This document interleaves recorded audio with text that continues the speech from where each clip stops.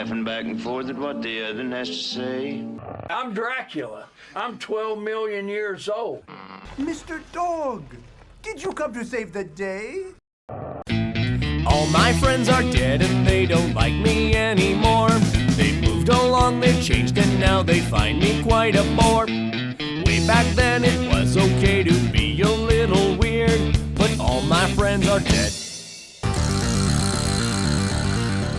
Hello, creatures of the night. I am your host, internet personality, Milk Content.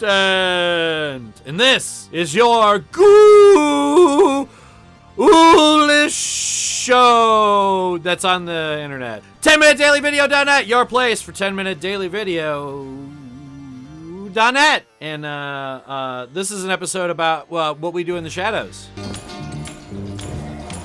Yeah. Hey, first off, before we get anywhere, big spoilers, obviously. Spoiler alert. In the vein of spoilers, right? Here's my favorite joke of the entire show. Okay, this is the setup. The setup is Nandor has this idea to become a superhero. They call me the Phantom Menace. No. That's already taken. Shit. And Guillermo is very annoyed, but going along with it to be nice. Wow, look at that. Where exactly is this lair? Deep, deep under the ground, like 1,000 feet down under the house. Now, And then it turns out Are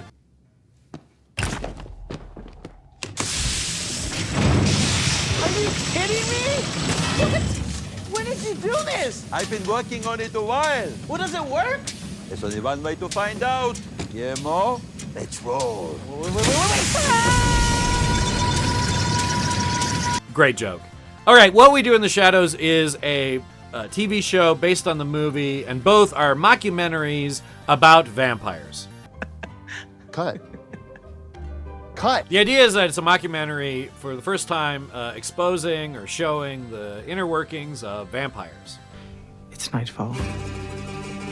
Now, in media, before now, vampires have traditionally been a stand-in for the aristocracy. The idea that they prey on the innocent youth of females from the lower classes in order to poison them and make them, part of their horrible cabal of succubus women or whatever.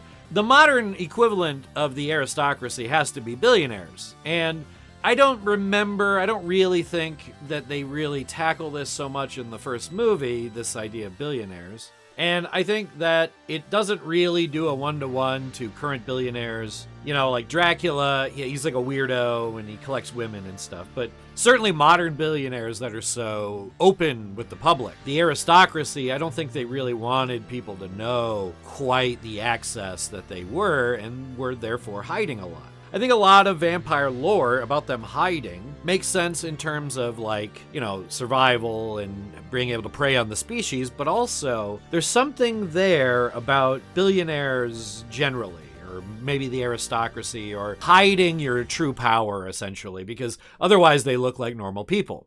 Why would you walk home when you could turn into a bat? Maybe a bit pale. Bat? And ghoulish looking. So then it's like comedy sucks. It's like nothing's funny. You can't make fun of anything. And maybe they don't get jokes. It's like legalized comedy. With all that said, What We Do in the Shadows, the TV show, I think it actually is kind of tackling this idea of billionaires as vampires. The vampires behave in really obtuse, bizarre manners that are, in the show, explained away because of their antiquated, long-lived lives, but could easily be just because they're disconnected from normal life like a billionaire is. Yeah. Legalized comedy. But most importantly is Guillermo.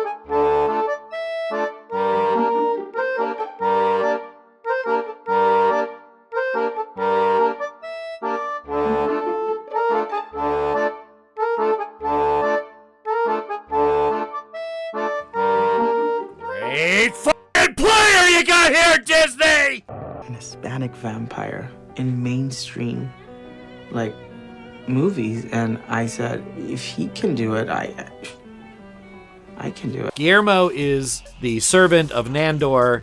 Being a vampire is familiar is like being a best friend who's also a slave. Because he expects one day to become a vampire. I think he's gonna make me a vampire. Throughout the show, this is dealt with in many ways. He's turned out to be a Helsing.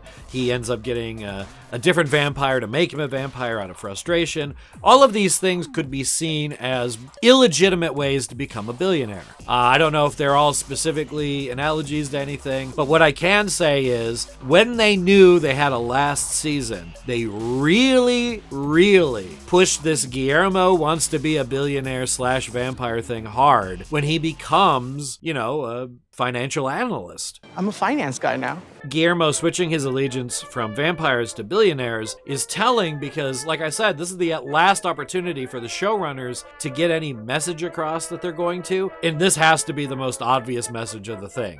We got to get you out to the island, too.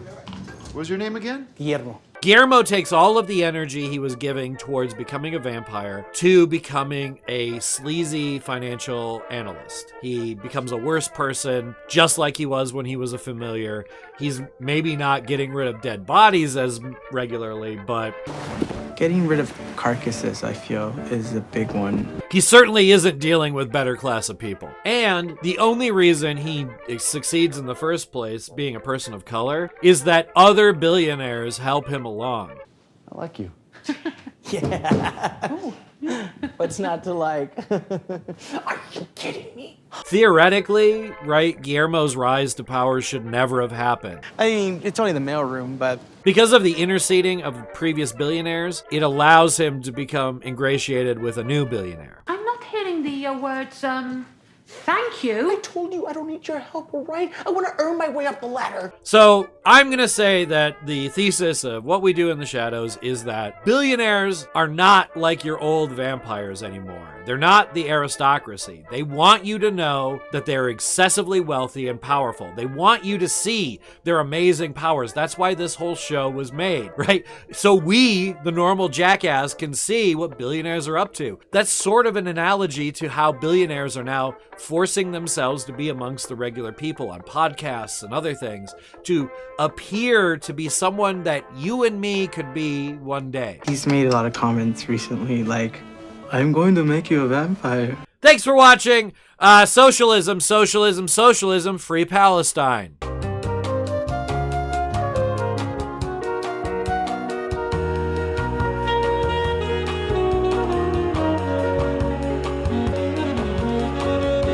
Oh, hey! Hey, how you doing? Oh, my! You're talking about Superman, hey? That was great. Boy, I love the Crash Test Dummies. They're a great band. Yep. Just a big fan of the Canadian band, the Crash Test Dummies. Yep. God Shuffled His Feet. That's a great album. You should pick it up or listen to it on your streaming device. Or, but better, you should buy a Crash Test Dummies t-shirt.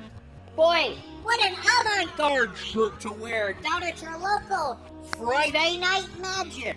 Better than your stupid Pink Floyd shirts that your friends got at Target.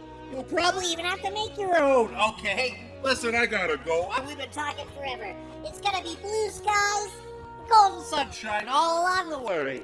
That's right. Whatever day it is, I don't care. Hey, see you next time when he talks about Batman. Bye!